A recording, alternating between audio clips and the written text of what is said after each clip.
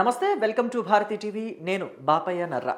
ప్రస్తుతం సోషల్ మీడియాలో వైరల్గా మారిన అంశం ఏదైనా ఉంది అని అంటే అది ఒక ఐపీఎస్ ఆఫీసర్కి సంబంధించిన రాసలీలల వీడియో. ఎప్పుడైతే ఆ రాసలీలల వీడియో బయటకు వచ్చిందో అప్పుడంతా కూడా ఆశ్చర్యపోయి ఆ వీడియోని చూడటం మొదలుపెట్టారు. ఎందుకని అంటే మామూలుగా ఐపీఎస్ ఆఫీసర్లో లేకపోతే ఐఏఎస్ ఆఫీసర్లో లేకపోతే ప్రముఖులు ఎవరైనా కానీ రాజకీయ నాయకులు లేకపోతే సినిమా నటులకి సంబంధించిన ఇలాంటి అంశాలు బయటకు వచ్చినప్పుడు అవేవి కూడా వాళ్ళ పర్సనల్గా ఇంట్లోనో లేకపోతే ఆఫీసుల్లోనో ఇలాంటివి చేయరు. ఎక్కడైనా ప్రైవేట్గా ఒక లాడ్జ్లోనో లేకపోతే మంచి హోటల్లోనో లేకపోతే ఏదైనా రిసార్ట్ బుక్ చేసుకునో అక్కడికి వెళ్ళి ఇలాంటి కార్యక్రమాలు చేస్తారు. కానీ ఈ ఐపీఎస్ ఆఫీసర్ ఏకంగా తన ఆఫీస్లోని తన ఛాంబర్లో తన చైర్లో కూర్చుని ఈ కార్యక్రమాలన్నీ చేయడం మొదలుపెట్టాడు. ఆయన ఆఫీస్కే ఆడవాళ్ళని పిలిపించుకొని ఆ ఆడవాళ్లతోటి సరస సల్లాపాలన్నీ చేస్తూ దొరికిపోయాడు. అంటే ఒకరితో చేస్తే ఓకే, అంటే ఆవిడ ఏదైనా కక్ష కట్టుకుని ఆయన మీద ఆయన ట్రాప్లోకి హనీ ట్రాప్లోకి లాగి ఆయన ఇబ్బంది పెడదాము, ఆయన పేరు చెడగొడదామని చెప్పేసి చేసిందేమో అనుకోవచ్చు. కానీ ఒకరితో కాదు, నలుగురు ముగ్గురితోటి దొరికిపోయాడు. నలుగురు ముగ్గురితోటి ఆయన ఈ రసలీలలు ఈ సరసాలు ఆడుతున్నప్పుడు ఫోటోలు తీయనివ్వండి లేదా వీడియోలు తీయనివ్వండి అన్నీ కూడా ఆయన అడ్డంగా బుక్ అయిపోయాడు.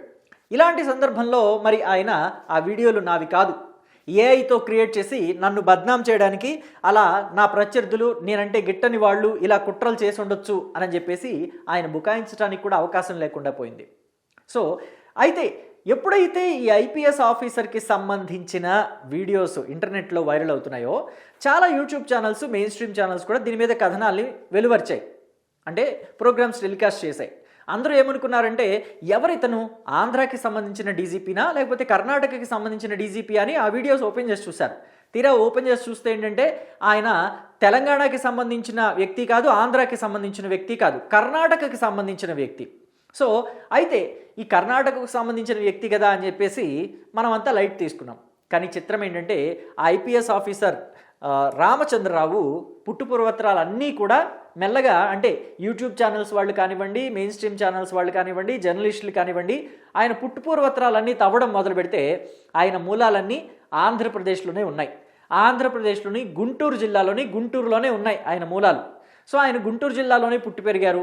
ఆయన చదువుకుంది కూడా గుంటూరు నగరంలోని వెలగపూడి రామకృష్ణ మెమోరియల్ కాలేజీలో. ఇక్కడే పీజీ కూడా పూర్తి చేశారు ఆ కాలేజీలోనే. ఆ తర్వాత ఆయన కర్ణాటక రాష్ట్రానికి తరలి వెళ్ళారు. అక్కడికి వెళ్ళిన తర్వాత అక్కడే ఐపీఎస్ ఎగ్జామ్స్ రాశారు, ఐపీఎస్ పాస్ అయ్యారు, ఐజీగా కూడా మారారు, ఆ తర్వాత డీజీపీ అయ్యారు. సో ఇక చూసుకుంటే డీజీపీగా ఉన్న ఈ వ్యక్తి ఇప్పుడు రాసలీలల వ్యవహారంలో అడ్డంగా బుక్ అయ్యారు కదా. సో మరి ఇలాంటి టైంలో ఆయన బుకాయించడానికి కూడా లేకుండా పోయింది. అడ్డంగా బుక్ అయిన తర్వాత చాలామంది ఏం చేస్తారు, ఆయన ఇంకా గతంలో ఏం చేశారా అని చెప్పేసి ఒక యాంగ్జైటీ, క్యూరియాసిటీ ఉంటుంది కదా, రీసెర్చ్ చేయటం మొదలుపెట్టారు. అసలు డీజీపీ రామకృష్ణ ఎవరు, ఏంటి, ఆయన పుట్టింది ఎక్కడ, పెరిగింది ఎక్కడ అని డిగ్ చేస్తే ఆయన పుట్టుపూర్వత్రాలు, పెరిగినాయి, చదువుకున్నాయి, ఇవన్నీ వచ్చాయి. కానీ ఆయన అవినీతి కార్యక్రమాలు ఏమైనా చేశాడా అనేది కూడా డిగ్ చేసిన వాళ్ళు ఉన్నారు ఇంటర్నెట్లో. సో అప్పుడు తెలిసింది ఏంటంటే డీజీపీ రామకృష్ణగా ఉన్న ఐపీఎస్ ఆఫీసర్ డీజీపీ రామకృష్ణ గతంలో ఐజీగా ఉన్నప్పుడు ఒక అవినీతి కార్యక్రమానికి తెరలేపారు. అదేంటంటే కర్ణాటక నుంచి కేరళకి వెళుతున్న ఒక బస్సుని ఆపి పరీక్షించినప్పుడు, అంటే చెక్ చేస్తారు కదా బోర్డర్స్ దగ్గర, అలా చెక్ చేసినప్పుడు ఆ బస్సులో లెక్కల్లోకి రాని డబ్బు 20 లక్షల రూపాయలు పట్టుబడింది అని చెప్పేసి తేలింది. సో అది యాక్చువల్గా పట్టుబడిన డబ్బు 20 లక్షలు కాదట, 2,20,00,000 లక్షల రూపాయలు. కానీ అధికారికంగా లెక్కలకి చూయించింది, ప్రభుత్వానికి చూయించింది మాత్రం 20 లక్షలేనట. కానీ మరి 2,07,00,000 ఎక్కడికి పోయింది అని అంటే రామచంద్రరావు జేబులోకి పోయింది అని చెప్పేసి ఆరోపణలు ఉన్నాయి. ఆయనే ఆ డబ్బుని, ఆ 2,07,00,000 రూపాయలని సైడ్ చేసేశాడు అని చెప్పేసి ఆయన మీద ఆరోపణలు వచ్చాయి. ఆ క్రమంలో ఆయన మీద సస్పెన్షన్ కూడా పడింది, ఉద్యోగానికి విధులకి దూరంగా ఉండాల్సి వచ్చింది ఆయన. ఆ తర్వాత మళ్ళీ విధుల్లోకి తీసుకున్నారు. విధుల్లోకి తీసుకున్న తర్వాత కూడా రామచంద్రరావు ఏమైనా మారాడా అంటే ఎక్కడా మారినట్టయితే కనిపించలా. మళ్ళీ అటువంటి అవినీతి కార్యక్రమాలకే ఆయన తెరలేపినట్టుగా కనిపిస్తుంది. సో ఆ తర్వాత ఎటువంటి అవినీతి చేశాడు రామచంద్రరావు అని చెప్పి చూస్తే కనుక Karnataka police housing board corporation అని చెప్పేసి ఒకటి ఏర్పాటు చేశారు. సో ఆ క్రమంలో ఆయన్ని దానికి ఒక కీలకమైన పదవి ఆయనకు అప్పచెప్పారు. అంటే దానికి సంబంధించి కర్ణాటక పోలీస్ హౌసింగ్ బోర్డుకి సంబంధించిన దాంట్లో ఒక కీలకమైన బాధ్యతను ఆయనకు అప్పచెప్తే దాంట్లో కూడా అవినీతి కార్యక్రమాలకి పూనుకున్నాడట. సో మళ్ళీ ఆయన్ని విధులకి దూరంగా పెట్టాల్సి వచ్చింది. పెట్టిన తర్వాత మళ్ళీ కొన్నాళ్ళ తర్వాత మళ్ళీ పోస్టింగ్ వస్తుంది కదా, పోస్టింగ్ వచ్చినప్పుడు ఆయన ఈసారి ఏకంగా తన కూతురు రన్యారావుని అడ్డం పెట్టుకొని దొంగ బంగారం బిజినెస్ స్టార్ట్ చేశాడు అని చెప్పేసో, లేకపోతే ఆవిడ విదేశాల నుంచి బంగారం తీసుకొస్తుంది కదా, పట్టుబడకుండా ఉండడానికి బెంగళూరు ఎయిర్పోర్ట్లో తనకి తెలిసిన అధికారుల్ని మేనేజ్ చేస్తూ ఉన్నాడు అంటే ఓ రకంగా దొంగ బంగారం బిజినెస్లో ఆయన కూడా భాగమయ్యాడు అని అర్థమేమో. సో ఇప్పుడు అంతా కూడా దీని గురించే మాట్లాడుకుంటున్నారు. రన్యారావు ఆ మధ్య 2025-24 ఆ టైంలో పట్టుబడింది కదా బంగారం స్మగ్లింగ్ చేస్తున్న కేసులో. ఆవిడ విదేశాలకు వెళ్ళి వస్తూ కిలోల కొద్ది బంగారం, ఒక 14 కిలోలో 15 కిలోలో తీసుకొస్తూ పట్టుబడినప్పుడు లోతుగా విచారణ చేస్తే ఏంటంటే, గతంలో కూడా ఆమె అనేక మార్లు విదేశాలకు వెళ్ళి బంగారం తీసుకొచ్చింది, కానీ అప్పుడెప్పుడూ కూడా ఆమె పట్టుబడలేదు. కారణం ఏంటంటే, డీజీపీ రామచంద్రరావుకి ఉన్న పరిచయాలు, ఎయిర్పోర్ట్లో కస్టమ్స్ అధికారులతో ఉన్న పరిచయాల వల్ల పట్టుబడకుండా ఆయన కాపాడాడు. కానీ ఈసారి కుదరలేదు, ఆమె పట్టుబడిపోయింది అని చెప్పేసి తెలిసింది. కానీ ఆయన మాత్రం నాకు ఎటువంటి సంబంధం లేదు ఈ విషయంలో అని చెప్పేసి తేల్చి చెప్పేశారు. ఇక ఈ కేసుకు సంబంధించి, ఆ దొంగ బంగారం కేసుకు సంబంధించి విచారణలో కూడా ఆయనకి ఎటువంటి ప్రమేయం లేదనే తేలింది, క్లీన్ చిట్ వచ్చింది.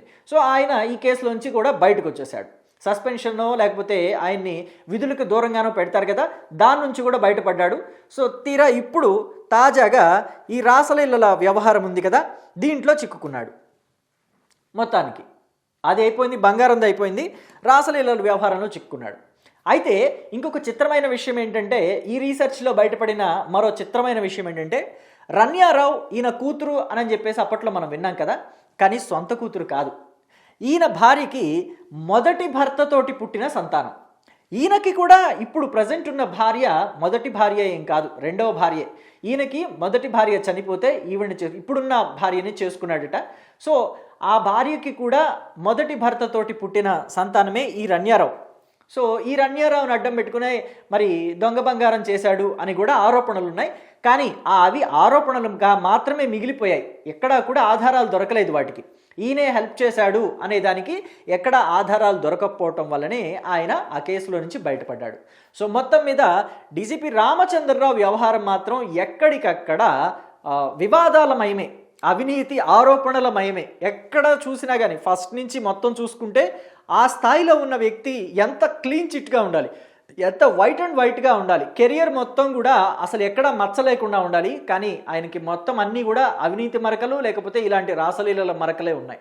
సో కాబట్టి ఎవరైనా సరే అర్థం చేసుకోవాల్సింది ఏంటంటే, ఒక బాధ్యత కలిగిన పదవిలో ఉన్న వ్యక్తులు, అంటే పొలిటీషియన్స్ కావచ్చు, లేకపోతే ప్రజలందరికీ తెలిసిన ప్రముఖులు, అంటే సినిమా వాళ్ళు కావచ్చు, లేకపోతే రాజకీయ నాయకులు ఇలాగా, లేకపోతే ఐఏఎస్ ఆఫీసర్లు, ఐపీఎస్ ఆఫీసర్లు, ఇలాంటి వాళ్ళంతా కూడా చాలా జాగ్రత్తగా వ్యవహరించాలి. అయితే డబ్బు దగ్గర లేకపోతే సెక్స్ దగ్గర, ఈ రెండింటి దగ్గరే దొరికిపోతారు.